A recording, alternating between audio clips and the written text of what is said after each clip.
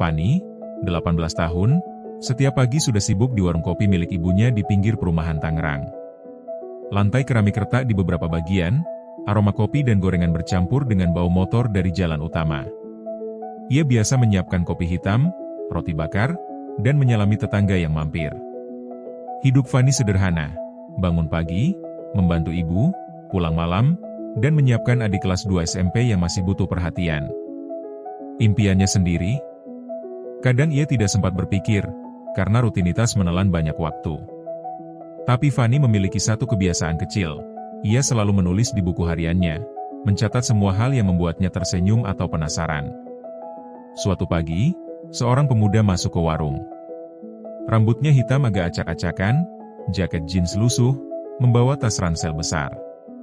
Ia memesan kopi hitam dan duduk di pojok, membuka buku sketsa. Namanya Arga, 20 tahun, mahasiswa seni yang baru pindah dari Bandung. Dari meja tempatnya duduk, ia mulai menggambar keramaian kecil di warung itu. Ibu-ibu memesan kopi, anak-anak bermain di halaman, dan kucing liar yang mencoba mencuri remah roti. Fanny menatapnya diam-diam. Ada sesuatu yang berbeda dari pemuda ini.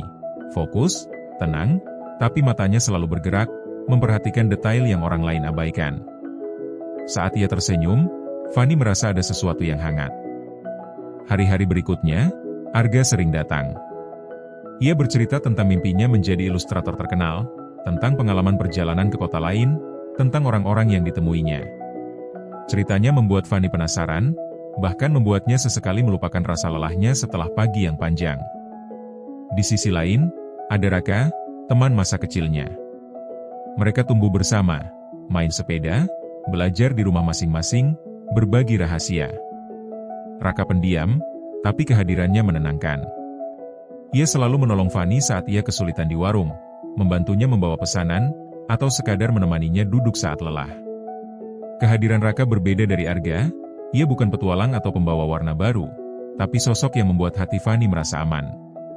Suatu sore, ketika Fanny sedang menata gelas, Arga berkata sambil menatap sketsanya, "Fanny, kamu pernah berpikir nggak kalau dunia ini lebih luas dari yang kita lihat setiap hari?" Fanny tersenyum tipis. "Kadang-kadang aku mikir, tapi aku terlalu sibuk bantu ibu di warung." Arga menatapnya lama. "Kalau kamu mau, aku bisa tunjukin cara melihat dunia dari sisi lain. Dari gambar, dari cerita, dari pengalaman."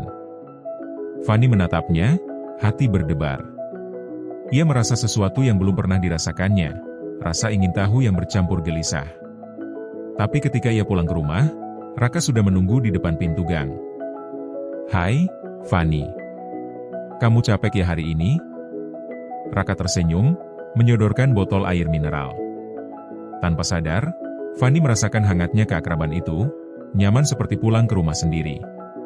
Ia mulai sadar, hatinya kini terbelah antara Arga yang membawa gairah dan rasa ingin tahu, dan Raka yang memberi kenyamanan dan ketenangan.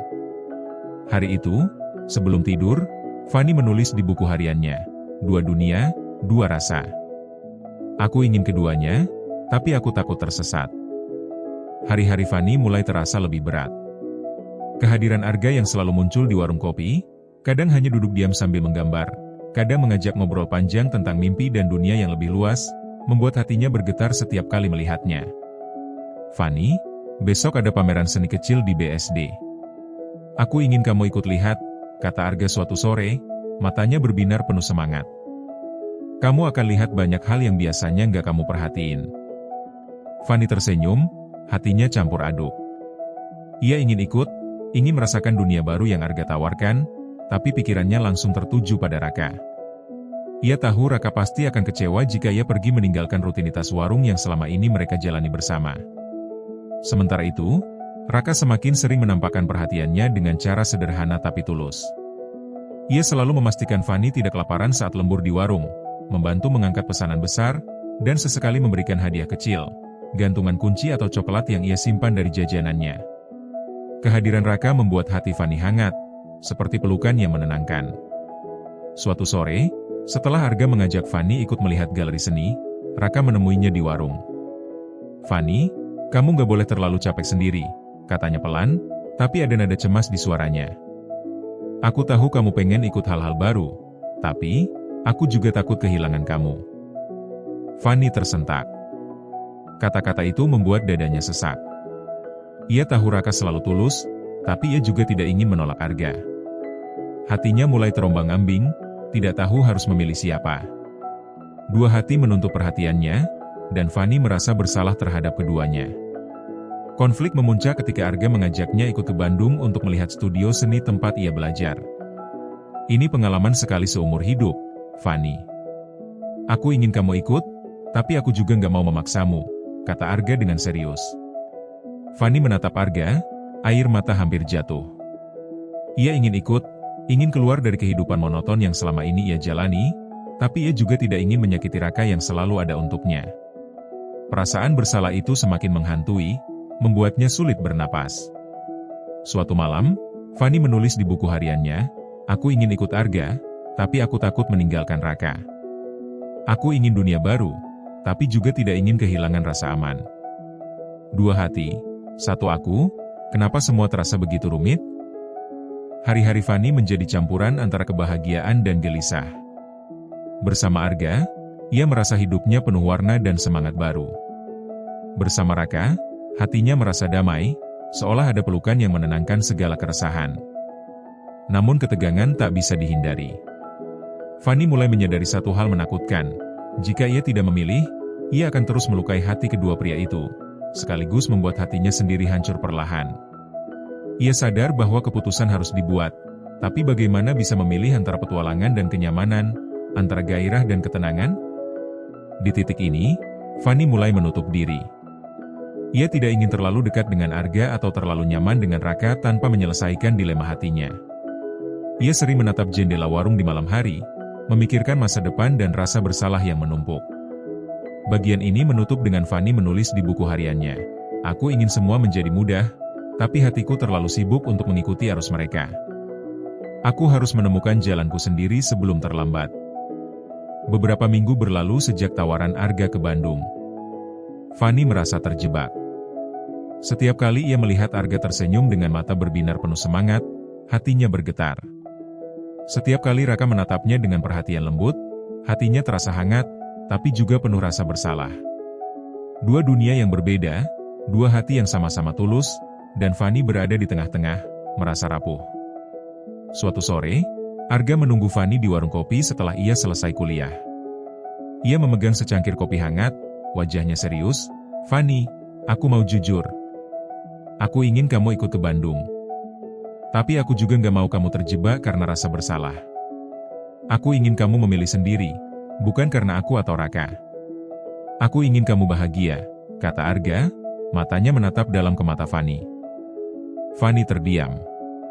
Suaranya tercekat, napasnya tertahan. Ia ingin ikut, ingin melarikan diri dari rutinitas sehari-hari, tapi ia tidak bisa meninggalkan Raka begitu saja. Hatinya bergejolak, air mata menetes diam-diam di pipinya. Beberapa jam kemudian, Fanny menemuinya Raka di taman kecil dekat perumahan. Raka duduk diam, menunduk, tanpa menahan sesuatu. "Fanny, aku tahu kamu dekat dengan Arga. Aku nggak mau menghalangimu, tapi aku harus jujur.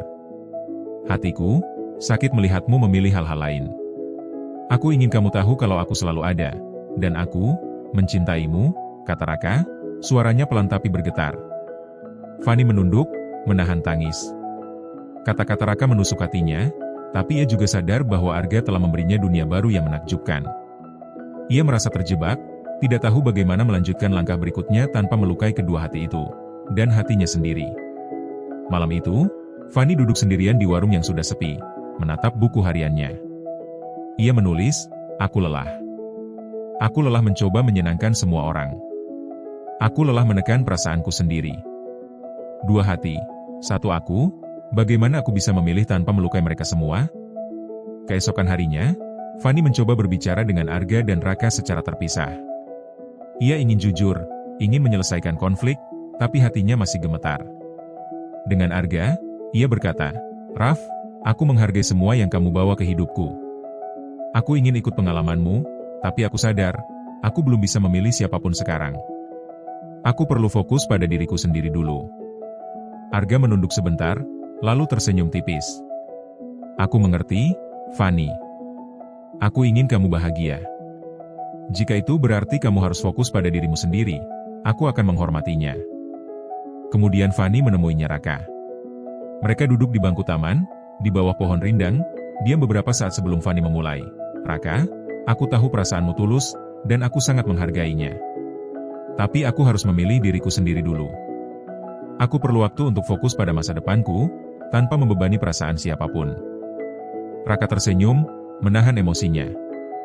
Aku hanya ingin kamu bahagia, Fanny. Bahkan jika itu bukan denganku. Aku tahu keputusanmu sulit, dan aku menghormatinya. Saat itulah Fanny merasa lega sekaligus hancur. Ia telah memilih satu hal, memilih dirinya sendiri. Ia menyadari bahwa mencintai diri sendiri lebih penting daripada terjebak di antara dua hati yang tulus. Bagian ini menutup dengan Fanny menulis di buku hariannya. Aku belajar, kadang keberanian terbesar adalah memilih diri sendiri. Aku masih menyayangi mereka, tapi hatiku perlu berdiri sendiri dulu. Pagi itu, udara di perumahan Tangerang terasa lebih berat dari biasanya. Fanny duduk di balkon warung kopi, menyeruput kopi hitam hangat, memandang halaman kecil yang biasanya ia lewati sambil tersenyum. Tapi hari ini, pikirannya penuh campur aduk. Ia baru saja berbicara jujur pada Arga dan Raka, dua hati yang sama-sama tulus, yang selama ini mengisi hidupnya dengan warna yang berbeda. Sejak keputusan itu, rutinitas Fanny berubah. Ia tetap membantu ibu di warung, tetap menyiapkan adik untuk sekolah, tapi ada sesuatu yang berbeda, perasaan lega, sekaligus kesepian. Ia tahu bahwa memilih dirinya sendiri berarti mengambil jarak dari dua orang yang ia sayangi. Arga mulai lebih jarang muncul, fokus pada proyek pamerannya. Raka tetap menunggu, tapi ada jarak yang terasa di antara mereka. Fanny mencoba menata ulang hidupnya. Ia mulai lebih disiplin mengatur waktu, menulis lebih banyak di buku hariannya, dan mencari kegiatan baru di luar rutinitas warung. Ia mendaftar kursus fotografi sederhana, bukan karena Arga, tapi karena ia ingin mencoba hal-hal yang membuatnya merasa hidup.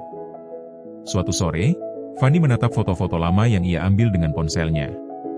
Ia tersenyum tipis, mengingat momen-momen sederhana dengan Arga, cara ia menata kamera, cerita tentang orang-orang yang difotonya, dan senyum yang selalu membuatnya penasaran.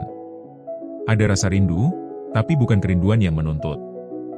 Hanya kenangan yang indah, sekaligus pelajaran tentang keberanian dan rasa ingin tahu. Di sisi lain, Raka tetap hadir dalam bentuk yang berbeda.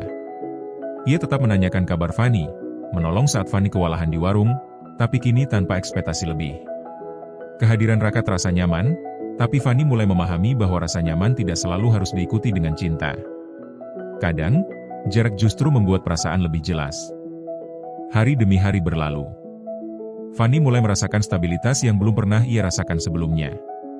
Ia belajar menghadapi perasaan sendiri, memahami bahwa kebahagiaan bukan hanya soal memiliki orang lain, tapi tentang menghargai diri sendiri. Ia menulis di buku hariannya, "Aku masih menyayangi mereka. Tapi aku sadar, mencintai diri sendiri adalah hal pertama yang harus kulakukan sebelum mencintai orang lain." Namun, keputusan itu tidak tanpa konsekuensi.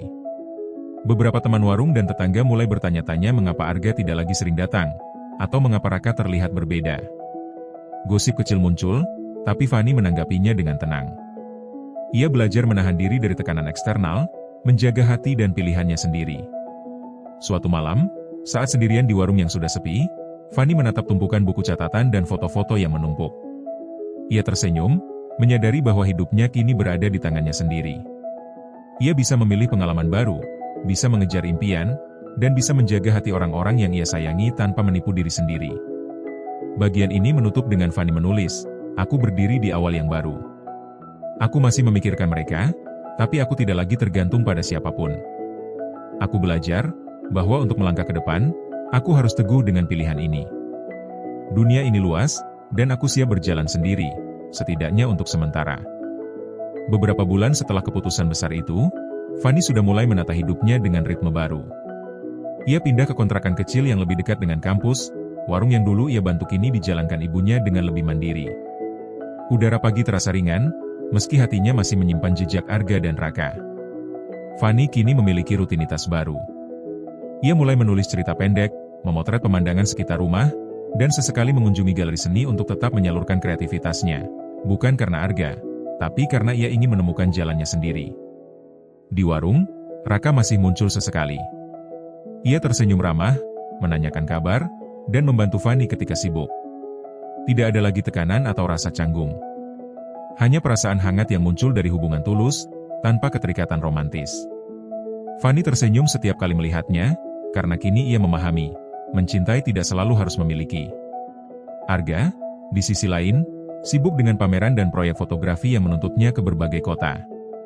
Mereka jarang bertemu, tapi ketika Fanny melihat fotonya di media sosial, hatinya tetap bergetar, bukan karena rindu, tapi karena kenangan akan pengalaman baru dan semangat yang Arga bawa ke hidupnya. Ia tersenyum sendiri, sadar bahwa perasaan itu adalah bagian dari perjalanan, bukan beban. Suatu sore, Fanny duduk di balkon kontrakannya, menatap anak-anak bermain di halaman depan. Ia menulis di buku hariannya, "Dulu aku takut memilih, takut melukai mereka, takut menyakiti diriku sendiri. Tapi sekarang aku mengerti, keberanian terbesar bukan tentang memilih orang lain, tapi tentang memilih diri sendiri. Aku masih menyayangi mereka, tapi hatiku akhirnya punya ruang untuk bernapas sendiri." Fanny menutup buku hariannya, menarik napas panjang, dan tersenyum lega. Dunia di sekelilingnya masih sama, orang datang dan pergi, kesibukan terus berjalan, tapi hatinya berbeda.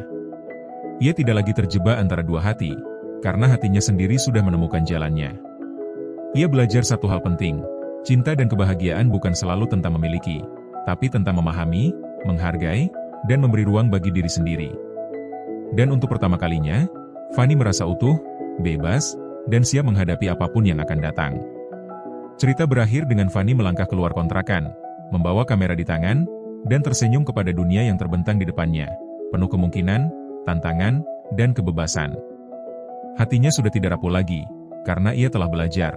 Terkadang, keberanian terbesar adalah memilih diri sendiri.